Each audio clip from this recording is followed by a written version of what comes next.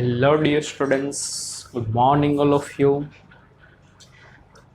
તબિયત પાણી સારા બધાના એવી આશા રાખીએ અને આજના લેક્ચરની શરૂઆત કરીએ. ચાલો, સ્ટાન્ડર્ડ 12 ચેપ્ટર નંબર 2માં આપણે લાસ્ટ ટાઈમ ધાતુ પદાર્થ વિશે વાત કરેલી હતી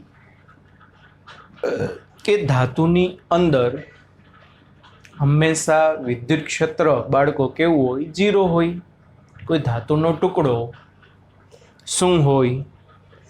બાહ્ય ક્ષેત્રમાં હોય કે ન હોય? જો ધાતુનો ટુકડો બાહ્ય ક્ષેત્રમાં ન હોય, એમને માની લો કોઈ ધાતુનો ટુકડો પડ્યો છે તો એની અંદર વિદ્યુત ક્ષેત્ર ઝીરો હશે. કેવી રીતે કીધું હતું? જેટલા પોઝિટિવ આયન્સ હશે એટલા નેગેટિવ આયન્સ હોવાના છે, અને જેટલા નેગેટિવ આયન્સ છે એટલે ઇલેક્ટ્રોન્સ બધા સતત અસ્તવ્યસ્ત ગતિ કરતા હશે. એટલે પરિણામી ઇલેક્ટ્રિક ફિલ્ડ ધાતુના ટુકડાની અંદર હંમેશા કેવું હોય? ઝીરો હોય. બાહ્ય ક્ષેત્રમાં ન હોય તો કે સર કોક કે બાહ્ય ક્ષેત્રમાં મૂકો તો શું થાય? સિમ્પલ, માની લ્યો આ કોઈ એક ધાતુનો ટુકડો છે, મેટલ, બરાબર, મેટાલિક બોડીને તમે બાહ્ય ક્ષેત્રમાં મૂકો. માની લ્યો આ દિશામાં કંઈક ક્ષેત્ર છે, કેટલું છે તો કે E0 જેટલું. એટલે બાહ્ય ક્ષેત્ર આ દિશામાં છે બાળકો, એને પરિણામે અહીંયા પોઝિટિવ પ્લેટ હશે, અહીંયા નેગેટિવ પ્લેટ હશે. હવે થશે શું?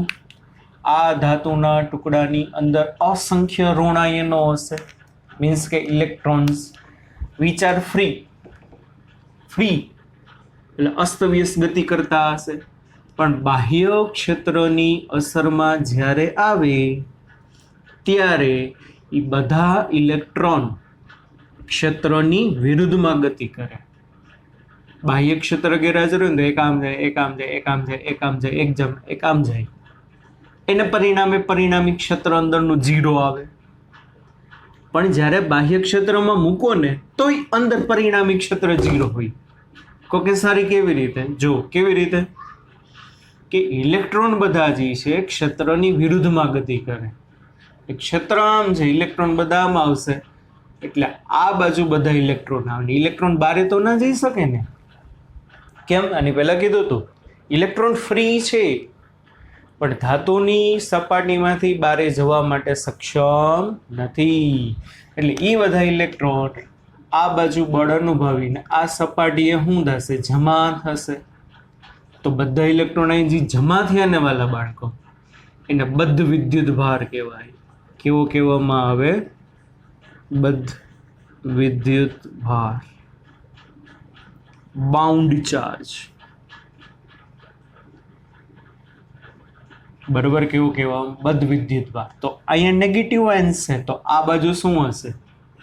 પોઝિટિવ આયન્સ શું થયા હશે? હશે કે નહીં? તો હવે બાળકો ધાતુના ટુકડાનું પોતાનું ક્ષેત્ર ઉત્પન્ન થાય.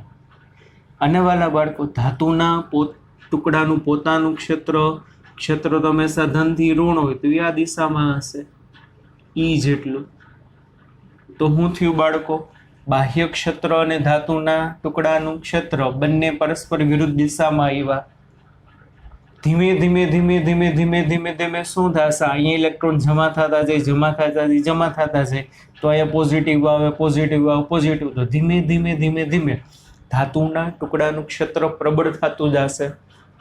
એક સમય એવું આવશે, કેવું આવશે? એવો અમુક સેકન્ડ પછી કે ધાતુના ટુકડાનું ક્ષેત્ર અને બાહ્ય ક્ષેત્ર બંનેના મૂલ્ય સમાન, પણ પરસ્પર વિરુદ્ધ દિશામાં. એટલે ધાતુના ટુકડાની અંદર કંઈ ક્ષેત્ર હશે જ નહીં. એટલા માટે આપણે કહીએ છીએ કે ધાતુના ટુકડાની અંદર હંમેશા રિઝલ્ટન્ટ ફિલ્ડ કેવું હશે? ઝીરો જ હોય.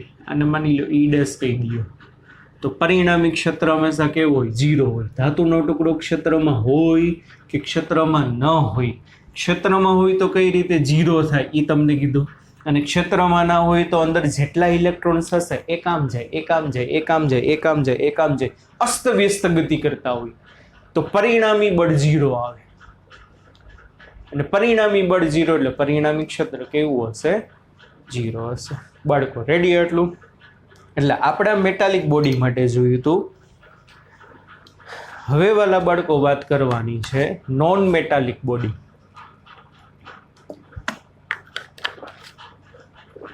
નોન મેટાલિક બોડી એટલે કે અવાહક પદાર્થ.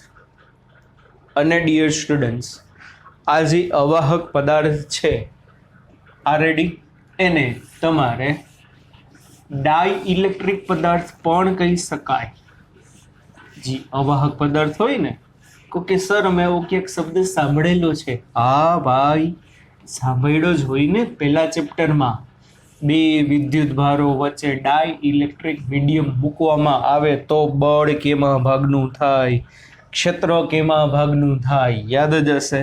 તો ચાલો શું છે સમજો હવે. અવાહક પદાર્થ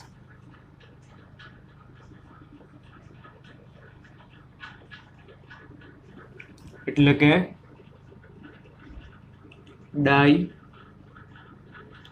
ઇલેક્ટ્રિક પદાર્થ. ઈ છે ને વાલા બાળકો, એના બે પ્રકાર હોય.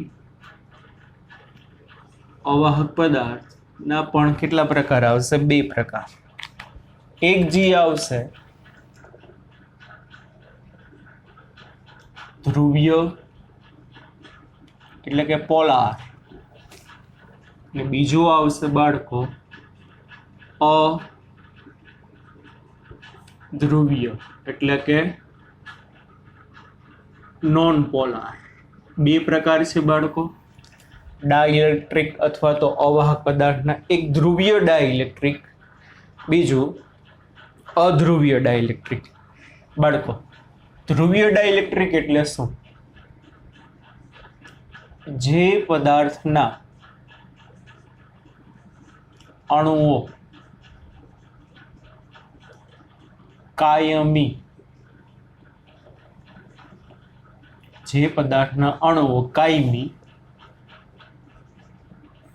ડાયપોલ મોમેન્ટ ધરાવતા હોય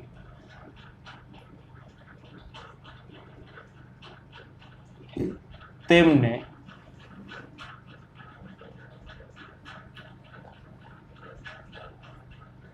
ધ્રુવીય ડાઈ ઇલેક્ટ્રિક કહે છે. દાખલા તરીકે HCl, NaCl, H2O આ બધા જે છે એના અણુઓ કાયમી ડાયપોલ મોમેન્ટ ધરાવે. એટલે કે એમાં ડાયપોલ ક્રિએટેડ હશે H plus Cl minus, NaCl માં Na plus Cl minus, H2O માં H પ્લસ O માઇનસ 2. બરોબર ને? એટલે એને કહેવાય ધ્રુવીય. અને અધ્રુવીય એટલે જે પદાર્થના અણુઓ કાયમી ડાયપોલ મોમેન્ટ ધરાવતા નથી તેમને અધ્રુવીય ડાઈ ઇલેક્ટ્રિક પદાર્થ કહે છે. દાખલા તરીકે H2 છે, પછી એમાં જો ટેક્સ્ટબુકમાં ઉદાહરણ આપ્યું છે H2O2, CO2, H2O2, CO2. બાળકો આ બધા જે છે એ કેવા કહેવાય? નોન પોલાર કહેવાય. બરાબર ને? આમાં શું હશે ખબર? ધ્રુવીય અણુ છે ને, એ ધ્રુવીય અણુમાં માઇનસ અને પ્લસ એકબીજાથી અમુક અંતરે હોય. એટલે આમાં 2a does not equal to 0 હોય.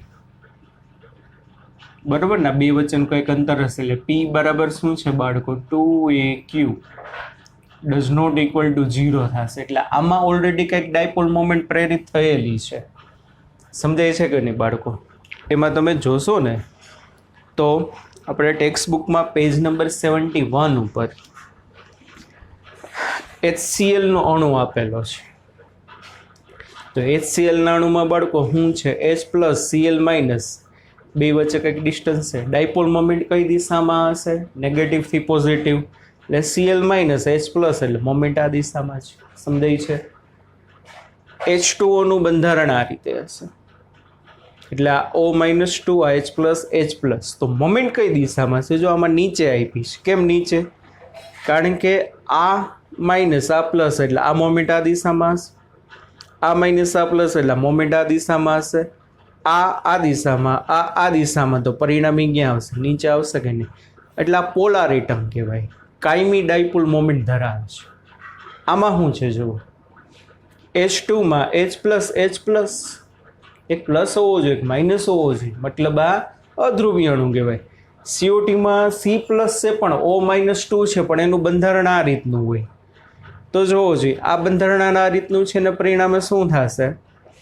આ બેની મોમેન્ટ માઇનસથી પ્લસ એટલે આમ અંદરની બાજુ આ દિશામાં, આમ આ માઇનસથી પ્લસ આ ઉપરની બાજુ. તો આમ પરિણામી 0, કારણ કે બે વિરુદ્ધ દિશામાં છે. માઇનસથી પ્લસ નીચેની બાજુ, માઇનસથી પ્લસ ઉપરની બાજુ, એટલે 0 થશે. રેડી? તો અધ્રુવીય અણુ હશે, ધ્રુવીય અણુ હશે, એમાં ધન અને ઋણ વિદ્યુત ભાર બે વચ્ચે કંઈક ડિસ્ટન્સ હશે. એટલા માટે ડાયપોલ મોમેન્ટ 0 ન હોય. પણ જ્યારે અધ્રુવીયમાં કામાં તમને ગોઠવણી દેખાઈ એ રીતે હશે, અથવા તો પ્લસ અને માઇનસ એકબીજા ઉપર સંપાત થયેલા હોય, એના પરિણામે શું થાય વાલા બાળકો? 2a બરાબર 0 ને એટલા માટે P બરાબર 2aq સૂત્ર અનુસાર શું થશે? તો કે 0 થશે. આટલું રેડી? બીજું, અણુ ભલે ધ્રુવીય રહ્યો, પણ આ ધ્રુવીય પદાર્થ જો અવાહક છે, એનું કામ કેવું છે ધ્રુવીય, ડાયપોલ મોમેન્ટ ધરાવે છે, તેમ છતાં પણ અવાહક તરીકે વર્તે. તમને થઈ સર ઈ કેવી રીતે બને? કારણ કે બાળકો આ તો મેં એક અણુ માટે વાત કરી, આની મોમેન્ટ બાળકો આ દિશામાં હશે કે નહીં? તો બાહ્ય ક્ષેત્રની ગેરહાજરીમાં ધ્રુવીય પદાર્થના દરેક અણુઓની ડાયપોલ મોમેન્ટ અસ્તવ્યસ્ત ગોઠવાયેલી હોય. એક મોલ અણુ હોય તો એક મોલ અણુઓની ડાયપોલ મોમેન્ટ વાળા બાળકો અસ્તવ્યસ્ત હશે. એક અણુ નિયમ, એક નિયમ, એક નિયમ, એક નિયમ, એક નિયમ, એક નિયમ. તો બધા અણુઓની પરિણામી તમે ડાયપોલ મોમેન્ટ ગણો તો મને ખબર છે સદિશ સરવાળો કરવો પડે, તો 0 થશે. એટલે ધ્રુવીય હોવા છતાં અધ્રુવીય તરીકે વર્તે. શું થશે? ધ્રુવીય અણુ જે છે બાહ્ય ક્ષેત્રની ગેરહાજરીમાં તેના દરેક અણુની મોમેન્ટ અસ્તવ્યસ્ત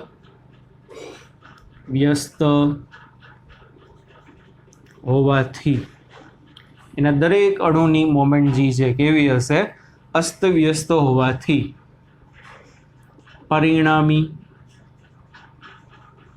મોમેન્ટ 0 થાય. આથી તે અવાહક પદાર્થ તરીકે વર્તે. બરોબર ને? આથી તે કેના તરીકે વર્તે? અવાહક પદાર્થ તરીકે. આ તો શું થશે? બાહ્ય ક્ષેત્ર હોય કે ના હોય, શું થશે? બાહ્ય ક્ષેત્રની ગેરહાજરીમાં 2a બરાબર 0 હોવાથી તે અવાહક તરીકે વર્તે. તો તમે બાળકો ધ્રુવીય પદાર્થને બાહ્ય ક્ષેત્રમાં મૂકો તો શું થાય? તો શું થશે? તેને બાહ્ય ક્ષેત્રની અસરમાં મૂકતા બધા અણુઓની મોમેન્ટ એક જ દિશામાં ગોઠવાતા પરિણામી મોમેન્ટ શૂન્ય ન હોય. બરોબર. અને આમાં પણ શું થશે? બાહ્ય ક્ષેત્રમાં મૂકતા શું થશે? જો આ જે અણુ હોય ને, આ ક્યારનો છે કે જ્યારે E does not equal to 0 હોય. પણ મારા વાલા બાળકો, આ અણુને તમે E0 જેટલા બાહ્ય ક્ષેત્રમાં મૂકો તો શું થાય? એમાં ડાયપોલ મોમેન્ટ પ્રેરિત થાય. એવો શબ્દ બોલું છું. આમાં ઓલરેડી ડાયપોલ મોમેન્ટ છે જ, પણ બધાની અસ્તવ્યસ્ત છે એટલે પરિણામી મોમેન્ટ 0. આમાં પરિણામી મોમેન્ટ કાં 0? કારણ કે છે જ નહીં. બાહ્ય ક્ષેત્રમાં મૂકો તો ધ્રુવીય અણુમાં શું થાય? બધા અણુની મોમેન્ટ આમ અસ્તવ્યસ્ત હતી. બધા અણુની મોમેન્ટ એક જ દિશામાં ગોઠવાય. જ્યારે નોન પોલર એટમને તમે બાહ્ય ક્ષેત્રમાં મૂકો છો ત્યારે એમાં ડાયપોલ મોમેન્ટ ક્રિએટ થાય. ક્રિએટ થાય મતલબ વાલા બાળકો પ્રેરિત થાય. પ્રેરિત થાય મતલબ શું થશે ખબર છે? અહીંયા ઉપર પ્લસ હતું, નીચે માઇનસ હતું, તો માઇનસ આ બાજુ આકર્ષાય, પ્લસ પેલી બાજુ, એટલે પ્લસ અને માઇનસ બાળકો એકબીજાથી નોખા પડે. અને નોખા પડશે એટલે શું થશે? 2A does not equal to 0. એટલા માટે P does not equal to 0. આમાં મોમેન્ટ પ્રેરિત થઈ કહેવાય. બાહ્ય ક્ષેત્રમાં મૂકતા તેમાં ડાયપોલ મોમેન્ટ શું થશે બાળકો? પ્રેરિત થાય. આમાં પ્રેરિત ના થાય, આમાં ઓલરેડી હતી, બધાની એક જ દિશામાં ગોઠવાય. અને આમાં શું થશે? પ્રેરિત થશે. સમજાય છે કે નહીં? તો કે યસ સર. જો પાછળ પેજ નંબર 72 ઉપર બે આકૃતિ આપેલી છે. ઉપરની વાલા બાળકો આકૃતિ છે અધ્રુવીય અણુઓની છે. જોજો શું છે? બાહ્ય ક્ષેત્રની ગેરહાજરીમાં પ્લસ અને માઇનસ એકબીજા ઉપર સંપાત થયેલા છે. એટલે વાલા બાળકો ડાયપોલ મોમેન્ટ તો કે સર 0. બરાબર. E0 does not equal to 0 એટલે અધ્રુવીય પદાર્થને તમે બાહ્ય ક્ષેત્રમાં મૂકશો એટલે શું થશે? પ્લસ અને માઇનસ એકબીજાથી નોખા પડે. એના પરિણામે અણુનું થોડુંક બંધારણ પણ બદલાય છે. પણ જો ડાયપોલ મોમેન્ટ તો શું થઈ? પ્રેરિત થઈ કે નહીં? હા કે ના? સમજાય છે કે નહીં? બરાબર. એટલે નીચે જોઈ શકો છો ધ્રુવીય અણુ માટે છે. પહેલી આકૃતિમાં શું છે કે જેટલા અણુઓ છે ને બધા અણુઓની ડાયપોલ મોમેન્ટ અસ્તવ્યસ્ત ગોઠવાયેલી છે. આની આમ, આની આમ, આની આમ, આમ. તો પરિણામી બાળકો તમે આની ડાયપોલ મોમેન્ટ લ્યો તો શૂન્ય થાય. પણ બાહ્ય ક્ષેત્રની હાજરીમાં બધા અણુની મોમેન્ટ એક જ દિશામાં ઝમ ઝમ ઝમ ઝમ ઝમ આવી. એક બે અણુ છે એની મોમેન્ટ થોડીક અલગ છે. સમજાય છે કે નહીં? તો આ જે ઘટના બને છે બાહ્ય ક્ષેત્રની હાજરીમાં ધ્રુવીય અણુઓની મોમેન્ટ એક જ દિશામાં ગોઠવાય અથવા તો અધ્રુવીય અણુમાં ડાયપોલ મોમેન્ટ પ્રેરિત થાય. એ ઘટનાને કહેવાય પોલેરાઇઝેશન, ધ્રુવીભવન. But what is but? 100% polarisation are not possible. 100% ધ્રુવીભવન ના થાય. પહેલાં તો ધ્રુવીભવન એટલે શું થશે કે ધ્રુવીભવનમાં બાહ્ય ક્ષેત્રની હાજરીમાં ધ્રુવીય પદાર્થના અણુઓની મોમેન્ટ એક દિશામાં ગોઠવાશે. એ પોલરાઇઝેશન થયું કે ભાઈ અધ્રુવીય પદાર્થ હશે તો એમાં ડાયપોલ મોમેન્ટ ક્રિએટ થશે. એ પોલરાઇઝેશન થયું કે ભાઈ ધ્રુવીભવન. પણ તો કે સર શું પણ 100% પોલરાઇઝેશન ના થાય? મેં તમને હમણાં સમજાવ્યું કે એક બે અણુ આડા ફાટેલા સમજાય છે કે નહીં? 2 લેક્ચર વચ્ચે અથવા તો બ્રેકમાં બધા અણુઓની મોમેન્ટ અસ્તવ્યસ્ત હોય, એક આમ હોય, એક આમ હોય, એક આમ હોય, એક આમ હોય, એક આમ હોય કે નહીં? સમજાય છે? પણ જેવો બ્રેક પૂરો થાય અથવા તો બાહ્ય ક્ષેત્ર એટલે સર અથવા મેડમ ક્લાસરૂમમાં આવે એટલે શું થશે? બધા અણુઓની મોમેન્ટ એક જ દિશામાં ગોઠવાતી જાય કે નહીં? ટપો ટપ ટપ ટપ ટપ ટપ ટપ બધાનું ધ્યાન બોર્ડ તરફ આવે કે નહીં? It is known as polarisation, ધ્રુવીભવન થયું કહેવાય. પણ શું પણ અમુક એટમ અમુક છોકરા એવા હશે, સર આવે કે સરના બાપુજી આવે, આપણને શું ફેર પડે? આપણા વાતો ચાલુ રાખને, એ ઓલું શું હતું? કાંઈ હતું ભાઈ, આમ હતું, આમ તેમ. તો અમુક અણુઓને ફેર પડે જ નહીં, ગમે એવા સર સ્ટ્રીક હોય કે નહીં. બરાબર? તો 1-2 અણુ તો એવા આડાવડા નીકળશે જ, એ અમે નિગ્લેક્ટ કરતા હોય.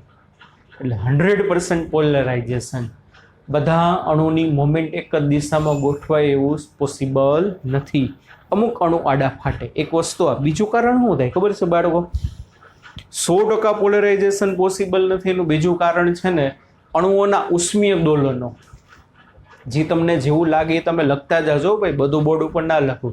તમને એમ થાય કે મારે આ લખવા જવું છે તો લખી લેવાનું, આપણે આની પહેલાં 1000 વાર કીધું છે.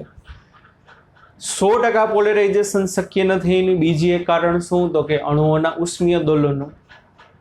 કારણ કે કોઈ પણ અણુ છે એ રૂમ ટેમ્પરેચરે એના કંઈક ને કંઈક દોલનો ચાલતા જ હશે. એક અણુની ઉર્જા છે ને 3/2 kBT જેટલી હોય. હમણાં આપણે થર્મોડાયનેમિક્સમાં આવશે, આપણે ચાલે જ છે અત્યારે થર્મોડાયનેમિક્સ 11th. એક અણુ જે છે ને વાઇબ્રેટ થતો હોય ને એની ઉર્જા કેટલી હશે બાળકો? 3/2 kBT. T એટલે રૂમ ટેમ્પરેચર. એટલે રૂમ ટેમ્પરેચરે તમે કોઈ પણ ડાઇલેક્ટ્રિક પદાર્થને બાહ્ય ક્ષેત્રમાં મૂકો એટલે બાહ્ય ક્ષેત્ર એનું પોલરાઇઝેશન કરે. પણ 1-2 અણુ તો એવા હશે જ કે બાહ્ય ક્ષેત્ર એને એની દિશામાં ગોઠવવાની ટ્રાય કરે, પણ રૂમ ટેમ્પરેચરે શું થાય? એના સ્થાનમાંથી વિચલિત થઈ જાય. 3/2 kBT જેટલી એના પાસે હીટ એનર્જી હોય, એટલી હીટથી શું કરતા હોય? વાઇબ્રેટ કરતા હોય. બાહ્ય ક્ષેત્ર શું કરે? હાલ ભાઈ બોર્ડ તરફ તારું ધ્યાન આવી જાય, પણ ના, બીજા ઇફેક્ટ, બીજી અસર શું કરે? એના સ્થાનમાં એને વિચલિત કરી નાખે. That's why 100% polarization is not possible, but in ideal condition we have to take 100% polarization. Okay બચ્ચા પાલટી, આટલું સમજાવટ પહેલા બેઝિક ખ્યાલ ખબર પડી ગયો. ધ્રુવીય કોને કહેવાય, અધ્રુવીય કોને કહેવાય? ધ્રુવીય અને અધ્રુવીય ડાઇલેક્ટ્રિકના જ 2 ઉદાહરણ છે અવાહક પદાર્થના. પોલરાઇઝેશન કોને કહેવાય? રેડી? વાર્તા રે વાર્તા જેવી થિયરી છે. બીજી એક વસ્તુ, ટેક્સ્ટ બુકમાં જે વસ્તુ આપી છે એકદમ 3rd ક્લાસ આપી છે, હું તમને મારી રીતે અહીં સરસ મજાની થિયરી કરાવું છું. 2-3 એમાં નવા સૂત્ર આવશે જે આપણે જીનીટની દ્રષ્ટિએ ખૂબ જ ઉપયોગી છે. બરાબર? ચાલો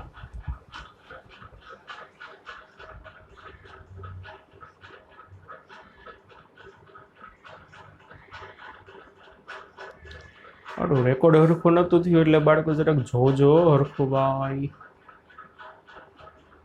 બહુ પ્રોબ્લેમ પડે એમાં.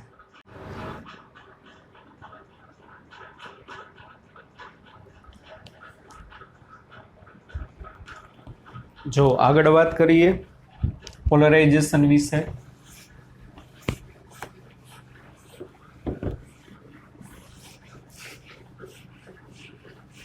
બાળકો આ ડાયપોલ મોમેન્ટ આમાં જે પ્રેરિત થાય ને એ ડાયપોલ મોમેન્ટ જે પ્રેરિત થાય છે બાહ્ય ક્ષેત્ર જે હશે ને એના સમપ્રમાણમાં હોય. કે સર કેવી રીતે? જુઓ બાળકો, જેમ બાહ્ય ક્ષેત્ર પ્રબળ હશે એમ શું થશે? પ્લસ અને માઇનસ વચ્ચે, પ્લસ અને માઇનસ ઉપર બળ વધુ લાગે, એન પરિણામે એકબીજાથી વધુ દૂર જાય, અને વધુ દૂર જશે એટલે 2e અંતર વધે એટલે ડાયપોલ મોમેન્ટ વધુ ઇન્ડ્યુસ થઈ કહેવાય. બરોબર ને? આ જે બાહ્ય ક્ષેત્ર છે E0 જેટલું, એમાં તમે અધ્રુવીય અણુ મૂકો તો આ પ્લસ છે, આ માઇનસ છે, આ માઇનસ, આ પ્લસ, તો આમાં 2a does not equal to 0 છે. પણ બાળકો જેમ ક્ષેત્ર તમે પ્રબળ કરતા જાઓ ને એમ માઇનસ ઉપર આ દિશામાં લાગતું બળ વધે QE, પ્લસ ઉપર આ દિશામાં લાગતું બળ વધે QE. એટલે ધીમે ધીમે ધીમે ધીમે બે વચ્ચેનું અંતર વધતું જાય, અને બે વચ્ચેનું અંતર વધે પરિણામે બાળકો P બરાબર 2AQ. આ શું થશે વધતું જશે કે નહીં તો આપણે એમ કહી શકીએ શું અને ઘટનાને ધ્રુવીયન કહેવાય તો ધ્રુવી ભવનની ઘટનામાં પ્રેરિત થતી dipole moment small p is proportional to external field. Dipole moment બાળકો બાહ્ય ક્ષેત્રના શું હશે તો કે સર સમપ્રમાણમાં હશે. શું હશે તો કે બાહ્ય ક્ષેત્રના સમપ્રમાણમાં હોય અને એને પરિણામે શું થશે વચ્ચે દે કંઈક તમે ચલનની નિશાની દૂર કરો એટલે અચળાંક તરીકે મૂકો આલ્ફા.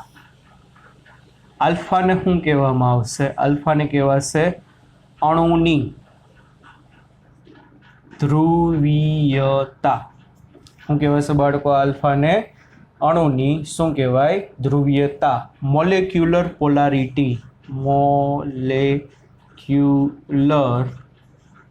પોલારિટી બરાબર. અણુની શું કહેવાય? ધ્રુવીયતા. તો ધ્રુવીયતા બરાબર શું થાય બાળકો? આલ્ફા બરાબર small P by epsilon nought. બરાબર બાળકો. સ્મોલ પી એટલે ઘણી વખત પૂછવાનું છે ડાયપોલ મોમેન્ટ નો એકમ કુલમ ઇન્ટુ મીટર, બાહ્ય ક્ષેત્રનો એકમ ન્યૂટન પર કુલમ, એટલે આ શું થશે બાળકો? કુલમ સ્ક્વેર ઇન્ટુ મીટર પર ન્યૂટન ઇન્વર્સ. થાય કે નહીં? બરાબર. આ શું થશે તો કે ધ્રુવીયતાનો એકમ અને એનું ડાયમેન્શન તમારે જો જોતું હોય આલ્ફાનું કુલમનું શું થાય? A1 T1 પણ એનો વર્ગ એટલે A2 T2. આ શું થશે? L1 ન્યૂટન એટલે M1 L1 T -2 એનું ઇન્વર્સ એટલે M1 નું ઇન્વર્સ -1 L1 નું -1 T -2 નું ઇન્વર્સ T2. હવે તો આવડે એટલે M-1 L0 T0 A2 આવું થશે. આ શું થશે બાળકો? એનું પારિમાણિક સૂત્ર. કંઈ ભૂલ નથી ને? કુલમ ઇન્ટુ મીટર વિદ્યુત ક્ષેત્ર એટલે ન્યૂટન પર coulomb, coulomb square metre newton inverse, કુલમનું A1 T1 એટલે A2 T2, મીટરનું L1 બળનું થાય M1 L1 કિલોગ્રામ મીટર પર સેકન્ડ સ્ક્વેર એટલે M1 L1 T -2. ક્યાંક ભૂલ થઈ? T -2 નું -1 એટલે અહીંયા +2 આવે એટલે T ની શું થશે? 4. એનું ડાયમેન્શન થશે. એક આ વસ્તુ નોટ કરી લેજો કે ભાઈ કોઈ પણ અણુમાં પ્રેરિત થતી મોમેન્ટ જે છે ને બાળકો બાહ્ય ક્ષેત્રના સમપ્રમાણમાં હશે. સમજાય છે? ચલનની નિશાની દૂર કરો એટલે આલ્ફા મળે. આલ્ફાને શું કહેવામાં આવે? મોલેક્યુલર પોલારિટી, અણુની ધ્રુવીયતા. એના બધાનો એકમ અને પારિમાણિક ક્ષેત્ર. ચાલો આગળ હવે જુઓ શું પોલેરાઇઝેશન એટલે શું. જુઓ હમણાં જ આપણે વાત કરી એ વસ્તુ જ પણ થોડુંક ડીપમાં 2-3 નવી ફોર્મ્યુલા આપણે જોશું. મારા ઘરે એક અધ્રુવીય પદાર્થ છે. એ અધ્રુવીય પદાર્થને બાહ્ય ક્ષેત્રમાં મૂકો. માની લ્યો પોલેરાઇઝેશન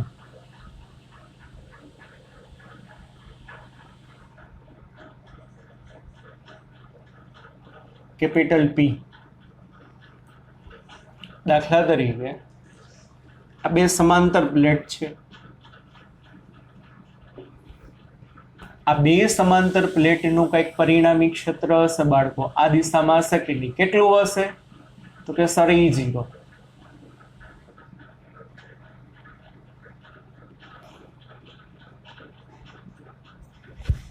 અમુક રેફરન્સ બુકોમાં જોશો તો E0 ની બદલે આને EF વડે પણ દર્શાવવામાં આવે.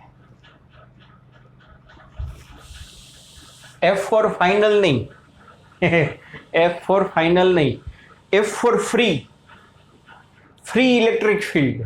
એટલે આ બે પ્લેટની વચ્ચે જે ક્ષેત્ર કેટલું રાખવું એ કોની હાથની વાત છે? તમારા હાથની વાત છે. તો કે સર ઈ કેવી રીતે? અરે બારેથી તમે જેટલાની બેટરી જોડો એના ઉપર આધાર રાખે કે નહીં? જેમ વોલ્ટેજ વધુ હશે એમ ક્ષેત્ર વધુ આવશે. અને બે પ્લેટ વચ્ચે બાળકો ક્ષેત્ર કેટલું હશે આપણે પહેલા ચેપ્ટરમાં ભણી ગયા. વચ્ચેના વિસ્તારમાં પેલી પ્લેટનું આનું આ બિંદુ આમ સિગ્મા અપોન 2 એપ્સિલોન 0, આનું આમ સિગ્મા અપોન 2 એપ્સિલોન 0. સમજાય છે કે નહીં? તો પરિણામી જે ક્ષેત્ર હશે, સમજો, બહુ સરસ છે એ વસ્તુ, થિયરી. બે પ્લેટ વચ્ચે પરિણામી વિદ્યુત ક્ષેત્ર E0 અથવા તો એને કહેવાશે EF કેટલું હશે? Sigma upon 2 epsilon naught n caret. પણ અહીંયા લખાય સિગ્મા એફ. શું લખાય? Sigma F. સિગ્મા એફ એટલે શું? જે સિગ્મા એફ બરાબર મુક્ત વિદ્યુત ભારની પૃષ્ઠ ઘનતા, free charge density. Sigma F એટલે મુક્ત વિદ્યુત ભારની પૃષ્ઠ ઘનતા, ફ્રી ચાર્જ ડેન્સિટી. ઈ વળી હું આ બે પ્લેટ ઉપર અહીંયાથી તમે બારે બેટરી કનેક્ટ કરેલી છે 20 વોલ્ટની. તો આ પ્લેટ ઉપર બાળકો જે વિદ્યુત ભાર જમા થયો હોય ને, જમા જો આવું બુકમાં કાંઈ નથી. બુકમાં આકૃતિ બધું છે, પેજ નંબર 73 ઉપર બરોબર. તો બે પ્લેટ વચ્ચે જે વિદ્યુત ભાર જમા થયો હોય ને એને કહેવાય sigma F, free charge density. કેમ ફ્રી ચાર્જ ડેન્સિટી? કેટલો વિદ્યુત ભાર અહીંયા સ્ટોર કરવો? મારા હાથની વાત છે, 5 વોલ્ટની બેટરી રાખું કે 500 વોલ્ટની બેટરી રાખું, that's why this is known as sigma F. તો અહીંયા જે બાળકો ચાર્જ જમા છે એની ડેન્સિટીને શું કહેવાશે? તો કે સિગ્મા એફ. આટલું રેડી. અને વચ્ચેના વિસ્તારમાં ક્ષેત્ર જે પરિણામી હશે, કેટલું હશે? Sigma upon epsilon naught. કેટલું હશે? Sigma F upon epsilon naught. હવે હું શું કરું ખબર છે? આ બે પ્લેટ વચ્ચેનું અંતર d હતું ને, તો d જાડાઈનો એક અવાહક પદાર્થ બે પ્લેટની વચ્ચે મૂકી દો.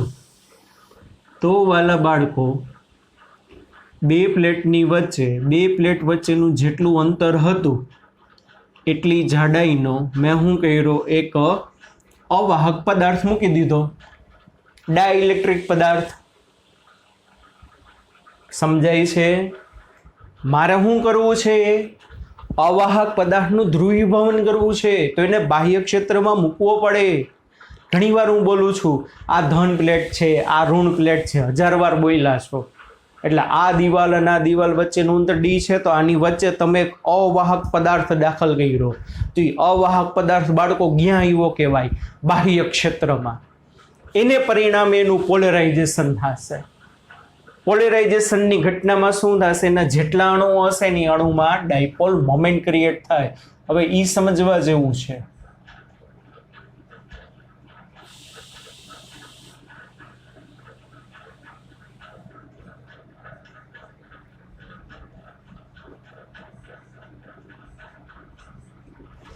બધા અણુ માટે જે છે, ધ્રુવીય હશે તો શું હશે? બધા અણુ અસ્તવ્યસ્ત ગોઠવાયેલા હશે.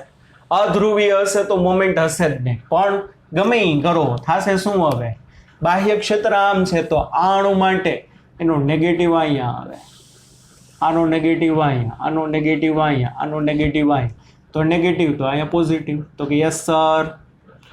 હવે શું થાય?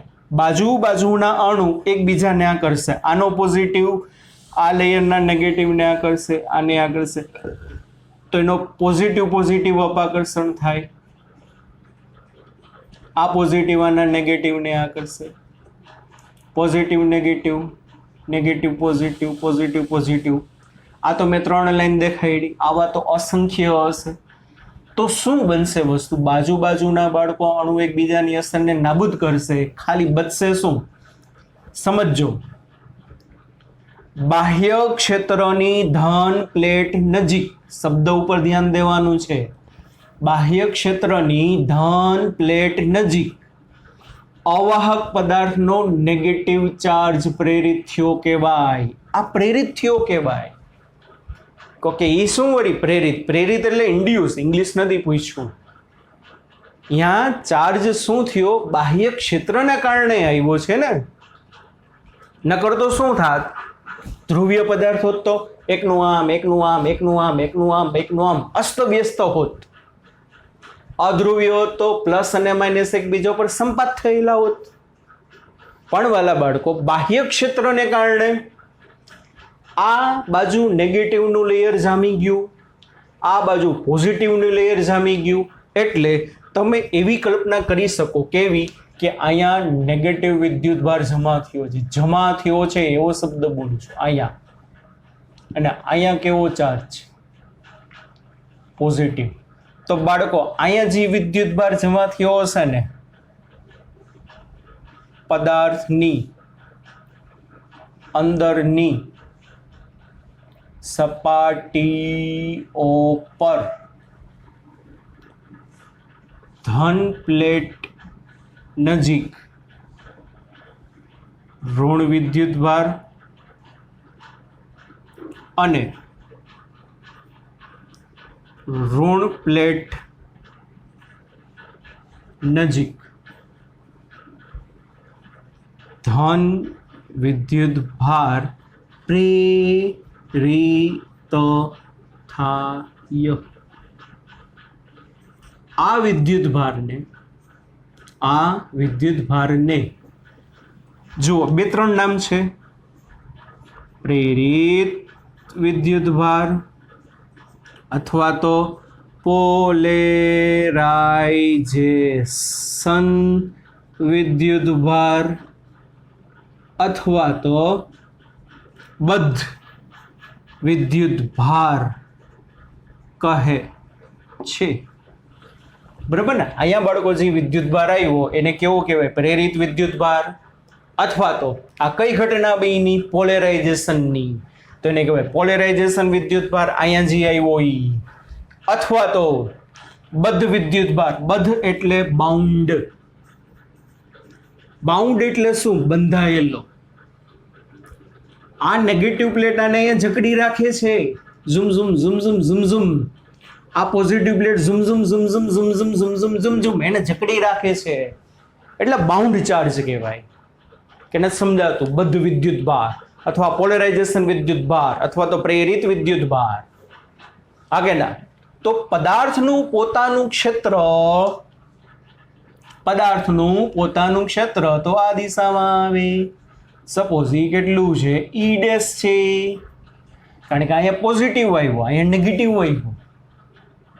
પણ પદાર્થનું જે ક્ષેત્ર છે કોને કારણે છે?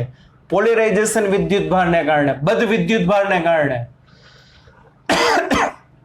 તો પદાર્થની જે વિદ્યુતભારની બાળકો જે ઘનતા હશે ને, આ ઘનતા આ, એને સિગ્મા પી અથવા તો સિગ્મા બી કહેવાય. પદાર્થની અંદર જે વિદ્યુતભાર જમા થયો છે ને એની ઘનતાને પોલેરાઇઝેશન ડેન્સિટી અથવા તો બાઉન્ડ ડેન્સિટી કહેવાય. શું કહેવાશે બાળકો? અથવા તો બાઉન્ડ ડેન્સિટી. આ કે ના સમજાય છે કે નહીં? ચાલો, તો પોલેરાઇઝેશન પહેલા એની ડેફિનેશન.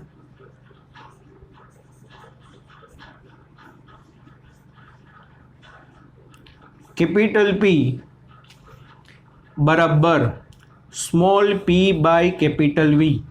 એટલે શું? એકમ કદ દીઠ પ્રેરિત થતી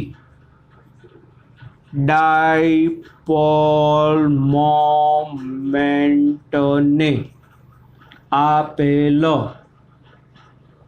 પદાર્થનું શું કહેવાય? પોલેરાઇઝેશન કહે છે. કે ભાઈ આ પદાર્થનું કદ કેટલું હશે? માની લો પ્લેટનો એરિયા એ છે, તો પદાર્થનું કદ કેટલું હશે? એ પ્લેટ છે, પ્લેટનો એરિયા એ છે, તો પદાર્થનો એરિયા એ જ હશે ને. એકદમ તમે વચ્ચે મૂકી, માની લો દિવાલ છે, દિવાલનું ક્ષેત્રફળ એ છે, બે દિવાલ વચ્ચેનું અંતર ડી છે, તો કદ કેટલું હોય? એડી. તો એની વચ્ચે જ તમે પદાર્થ મૂક્યો છે, તો પદાર્થનું વોલ્યુમ બાળકો કેટલું આવશે? એ ઇન્ટુ ડી. પણ પોલેરાઇઝેશન એટલે હું આખા કદમાં નહીં. એકમ કદ દીઠ જેટલી ડાયપોલ મોમેન્ટ બાળકો પ્રેરિત થાય ને એને કહેવાય પોલરાઇઝેશન કેપિટલ P. તો શું થશે બાળકો? ચાલો જોવો. પોલરાઇઝેશનનો એકમને ઘણું બધું પૂછાય છે. પહેલાં તો પોલરાઇઝેશન P બરાબર 2A Q બાય વોલ્યુમ. ચાલો હવે શું થશે? 2A એટલે શું? બાજુના વિદ્યુતભાર એકબીજાની અસર નાબૂદ કરે. ખાલી અસર કોની હશે? આ બાઉન્ડ ચાર્જની અને આ બાઉન્ડ ચાર્જની, પ્લસ થી માઇનસ. તો આ અંતર કેટલું હશે? D જેટલું. અને Q બરાબર શું? Q બરાબર શું? સિગ્મા B બરાબર Q બાય A. તો Q બરાબર શું આવે? સિગ્મા B ઇન્ટુ A, અથવા સિગ્મા P પણ લખી શકો. તો Q ની બદલે સિગ્મા B ઇન્ટુ A છેદમાં પદાર્થનું કદ A into D. AD cancel એટલે સિગ્મા B લખાય અથવા સિગ્મા P લખાય. બરોબર કે નહીં? બરોબર કે નહીં? પોલરાઇઝેશન P બરાબર એકમ શું થશે? કુલમ પર મીટર સ્ક્વેર. એટલે dimension formula m0 L-2 T1 A1. આ પોલરાઇઝેશનનું સૂત્ર થયું. પોલરાઇઝેશન P બરાબર એકમ કદ દીઠ પ્રેરિત થતી ડાયપોલ મોમેન્ટ એટલે 2AQ. 2A એટલે આ અંતર D. Q એટલે અહીંયા જે વિદ્યુતભાર જમા થયો છે બાળકો, કેટલો વિદ્યુતભાર જમા થયો હોય? સિગ્મા બરાબર Q બાય A. તો Q બરાબર સિગ્મા A. પણ ક્યાં વિદ્યુતભારની વાત આલે છે? તમે બારેથી દીધો ઈ કે અંદર જમા થયો છે? ઈ અંદર જમા થયો છે એટલે sigma B into A. AD cut એટલે સિગ્મા B અથવા તો સિગ્મા P પણ લખાય. કોના બરાબર? પોલરાઇઝેશન બરાબર. આટલું રેડી બાળકો? આ વસ્તુ સમજાણી. ચાલો પછી બાહ્ય ક્ષેત્ર કેટલું હશે? E0 બરાબર sigma F upon epsilon 0 n caret. અને પદાર્થનું પોતાનું ક્ષેત્ર કેટલું હશે? સિગ્મા P થાય ને, અથવા sigma B upon epsilon 0 into n caret. આટલું રેડી. બીજું, પોલરાઇઝેશન P છે ને પરિણામી ક્ષેત્રના સમપ્રમાણમાં હોય. જુઓ એટલું યાદ રાખજો, વાહક પદાર્થની જેમ અવાહક પદાર્થની અંદર ક્ષેત્ર 0 નહીં થાય. વાહક પદાર્થમાં તો શું થતું? બાહ્ય ક્ષેત્ર જેટલું હતું આ દિશામાં એટલું પોતાનું આવતું. એના પાસે બાળકો એટલા ફ્રી આયન્સ હોય, અહીંયા એટલા નેગેટિવ જમા થાય, અહીંયા એટલા પોઝિટિવ જમા થાય. તો વાહક પદાર્થમાં બાહ્ય ક્ષેત્ર જેટલું એ પદાર્થ પોતાનું ક્ષેત્ર કરી શકે. જ્યારે અવાહક પદાર્થ પાસે એટલા પૂરતા અણુઓ નહીં હોય. કેટલા પૂરતા અણુઓ નહીં હોય કે અવાહકનું પોતાનું ક્ષેત્ર બાહ્ય ક્ષેત્ર જેટલું થાય એના કરતાં હંમેશા ઓછું જ રહેશે. External field always greater than dielectric field. એટલે E' હંમેશા નાનો જ હશે, E0 હંમેશા મોટો. E' વેલ્યુ કોઈ દી E0 જેટલી નહીં થાય. એટલે અંદરનું ક્ષેત્ર તો કોઈ દી 0 થવાની સંભાવના નથી. પણ જેટલું હતું બે પ્લેટ વચ્ચે જેટલું શરૂઆતમાં મતલબ પદાર્થ નતો મૂક્યો ત્યારે ક્ષેત્ર કેટલું હતું? E0 બરાબર sigma F upon epsilon naught. પણ જેવો તમે પદાર્થ મૂકશો એટલે આપણે ડિસ્કસ કરી ગયા પહેલા ચેપ્ટરમાં, ક્ષેત્ર કેમાં ભાગનું થાય એ હું હમણાં અહીંયા સાબિત કરીશ. ક્ષેત્ર શું થઈ જાય બાળકો? ઘટી જાય. શું થઈ જાય બાળકો? ઘટી જશે. તો પોલરાઇઝેશન છે પરિણામી ક્ષેત્રના સમપ્રમાણમાં. જો અહીંયા E લખ્યો છે, E એટલે શું થશે? પરિણામી ક્ષેત્ર. ચાલો તો P બરાબર બે અચળાંક મૂકું છું. એક કાઈ E, શું મૂકું છું બાળકો? એક કાઈ E, એક એપ્સિલોન નોટ અને કેપિટલ E એટલે પરિણામી ક્ષેત્ર. રેડી? કાઈ E બરાબર P ના છેદમાં એપ્સિલોન નોટ ઇન્ટુ E. આને કહેવાશે કાઈ E છે ને એને કહેવાશે સસેપ્ટિબિલિટી. શું કહેવામાં આવશે? કાઈ E ને ઇલેક્ટ્રિક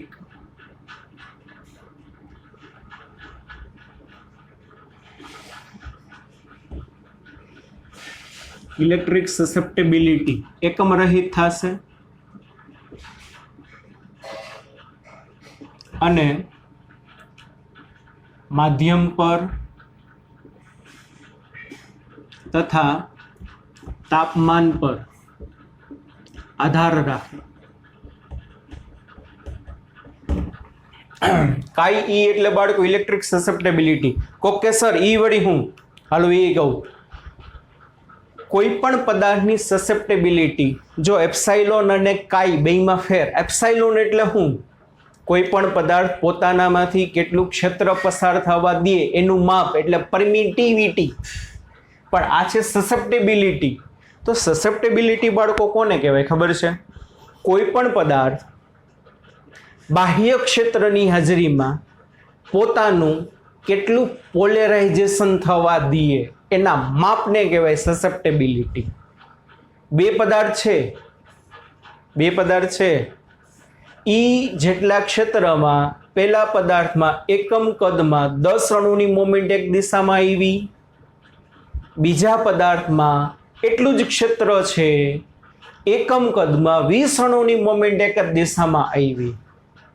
બે પદાર્થના કદ સરખા, બે પદાર્થને સમાન ક્ષેત્રમાં મૂક્યું છે, તેમ છતાં પેલા પદાર્થમાં એકમ કદમાં 10 અણુની મોમેન્ટ એક દિશામાં આવે છે, બીજા પદાર્થમાં એકમ કદમાં 20 અણુની મોમેન્ટ એક જ દિશામાં આવે છે. તો પોલરાઇઝેશન બીજાનું વધુ થયું કહેવાય. તો બીજાની સસેપ્ટેબિલિટી વધુ હશે. What is susceptibility? કોઈ પણ પદાર્થ બાહ્ય ક્ષેત્રની હાજરીમાં પોતાનું કેટલું પોલેરાઇઝેશન થવા દે એનું માપ સસેપ્ટેબિલિટી કહેવાય. માધ્યમ ઉપર અને તાપમાન ઉપર આધાર રાખે કે ભાઈ કયું દ્રવ્ય છે, દ્રવ્યની જાત પર. દ્રવ્યની જાત જુદા જુદા દ્રવ્ય માટે અલગ અલગ હોય. અને આમાં શું થશે? ટેમ્પરેચર વધે ને તો કાઈ ઈ ઘટે, ટેમ્પરેચર ઘટે ને તો કાઈ ઈ શું થાય? વધે. સિમ્પલ છે યાર. બાહ્ય ક્ષેત્ર શું કરે? ક્ષેત્રની દિશામાં જો બધાની મોમેન્ટ આમ જ હશે, આની મોમેન્ટ આમ, આની મોમેન્ટ આ મોમેન્ટની નિશાની છે ભાઈ. બધાની મોમેન્ટ બાહ્ય ક્ષેત્રની દિશામાં ગોઠવાશે. એટલે બાહ્ય ક્ષેત્ર બધા અણુની મોમેન્ટને એક જ દિશામાં ગોઠવવાની ટ્રાય કરે, પણ તાપમાન વધે તો એના સ્થાનમાંથી શું થઈ જાય? વિચલિત થઈ જાય. એટલે પોલેરાઇઝેશન ઘટ્યું કહેવાય. ટેમ્પરેચર વધે એમ પોલેરાઇઝેશન ઘટે એટલે કાઈ ઈ ઘટ્યો કહેવાય. નિરપેક્ષ શૂન્ય તાપમાને 0 કેલ્વિન તાપમાને છે ને બાળકો 100% પોલેરાઇઝેશન થાય, કારણ કે તાપમાનની કાંઈ અહીંયા અસર જ નહીં હોય. આટલું રેડી? આ સમજાણું? ચાલો, એટલે polarisation is proportional two resultant electric field P બરાબર કાઈ ઈ એપ્સિલોન 0 ઈ. ચાલો, પરિણામી ક્ષેત્ર કેટલું થશે? પરિણામી ક્ષેત્ર E બરાબર E0 માઇનસ E ડેશ. માટે E બરાબર, ચાલો E0 કેટલું છે? તો કે સર સિગ્મા F ના છેદમાં એપ્સિલોન નોટ. અને આ કેટલું છે? સિગ્મા P અથવા સિગ્મા B ના છેદમાં એપ્સિલોન નોટ. એટલે sigma F minus sigma P. સાબિતી લખું છું પણ યાદ રાખવાની કંઈ જરૂર છે નહીં. ચાલો, સિગ્મા F બરાબર શું થશે? આ સૂત્ર ઉપરથી સિગ્મા F બરાબર E0 epsilon 0 minus sigma P બરાબર લખાય કેપિટલ P. સિગ્મા P અથવા સિગ્મા B બરાબર શું લખાય? કેપિટલ P છેદમાં એપ્સિલોન 0 અહીંયા, એટલે E એપ્સિલોન 0 બરાબર E0 એપ્સિલોન 0. પણ આ સૂત્ર શું કહે છે? પોલેરાઇઝેશન P બરાબર શું લખાય? તો કે ભાઈ કાઈ ઈ એપ્સિલોન 0 ઇન્ટુ કેપિટલ E. હા કે ના? સમજાય છે કે નહીં? ચાલો, તો આને એમ રાખો E0 એપ્સિલોન 0. આને આ બાજુ ટપાડો એટલે E એપ્સિલોન 0 પ્લસ કાઈ ઈ એપ્સિલોન 0 કેપિટલ E એટલે પરિણામી ક્ષેત્ર. ચાલો એને કોમન કાઢીએ. અહીં એપ્સિલોન 0 એઝ ઇટ ઇઝ. કૌંસમાં વધે હું 1 પ્લસ કાઈ ઈ કોના બરાબર E0 એપ્સિલોન 0. રેડી છે કે નહીં?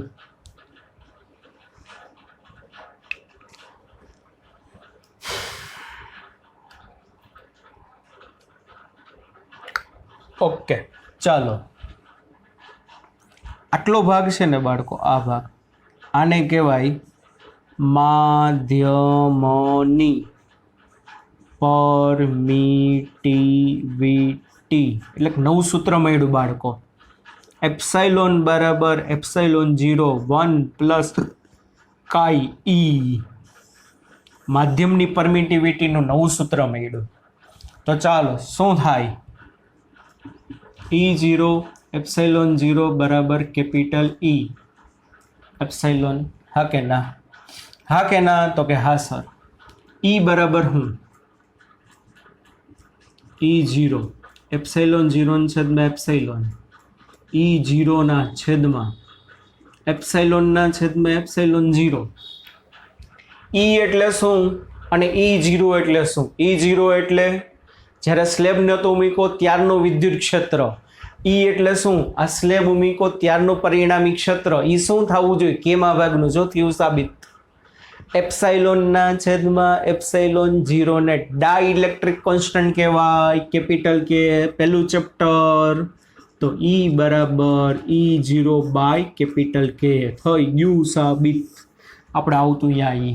તો આના ઉપરથી શું થાય? બોલો આના ઉપરથી. એપ્સાઇલોન બરાબર epsilon 0 into bracket 1 plus chi e. Epsilon by epsilon not 1 plus chi e. તો આ શું થાય? કેપિટલ કે બરાબર 1 પ્લસ કાઈ ઈ. રેડી? તો ડાઇલેક્ટ્રિક અચળાંકનું સૂત્ર કેપિટલ કે બરાબર 1 પ્લસ કાઈ ઈ. એટલે ઘણી વખત તમને બાળકો શું કે ખબર છે પ્રશ્ન? બે વિદ્યુત ભારો વચ્ચે બે જેટલી સસેપ્ટેબિલિટી વાળું માધ્યમ મૂકવામાં આવે છે. કારણ કે આ તો એકમ રહિત છે. કેવું છે? તો કે એકમ રહિત. બે જેટલી સસેપ્ટેબિલિટી ધરાવતું માધ્યમ મૂકવામાં આવે છે. તો નવું ક્ષેત્ર કેટલું? તો કે નવું ક્ષેત્ર કેટલું થાય? ત્રીજા ભાગનું થાય કે નહીં? કારણ કે જો સસેપ્ટેબિલિટી 2 2 + 1 એટલે કે બરાબર 3. તો વિદ્યુત ક્ષેત્ર પહેલા હતું એના કરતાં ત્રીજા ભાગનું થાય. એટલે આ બધું ઇમ્પોર્ટન્ટ છે. તો ચાલો બાળકો સમજાણું. હવે આમાંથી તમારે યાદ રાખવા જેવી બાબત કઈ? તો કે એક આ યાદ રાખો છો, એક આ વસ્તુ યાદ રાખો છો, એક આ સૂત્ર યાદ રાખો છો, આ બધી વસ્તુ યાદ રાખો છો. બીજું એક આ યાદ રાખવાનું છે બરાબર, અને આ વસ્તુ યાદ રાખો છો બરાબર. આખી સાબિતી યાદ ના રહી તો કાંઈ વાંધો નહીં. આપણી બુકમાં છે ને એનસીઆરટીમાં વાર્તા લખ્યું છે, પણ પ્રશ્ન બાળકો બધાએ આવે છે. એ મેં તમને આટલું કરાવ્યું. ઓકે બાળકો, ચાલો આજના લેક્ચરમાં આટલું રાખીએ. ધ્રુવીભવનનો ટોપિક પૂરો. નેક્સ્ટ લેક્ચરથી આપણે કેપેસિટર ચાલુ કરશું. ઓકે બાળકો, ચાલો ત્યાં સુધી bye bye, take care, C you. બચ્ચા પાર્ટી ધ્યાન રાખજો. Have a nice day.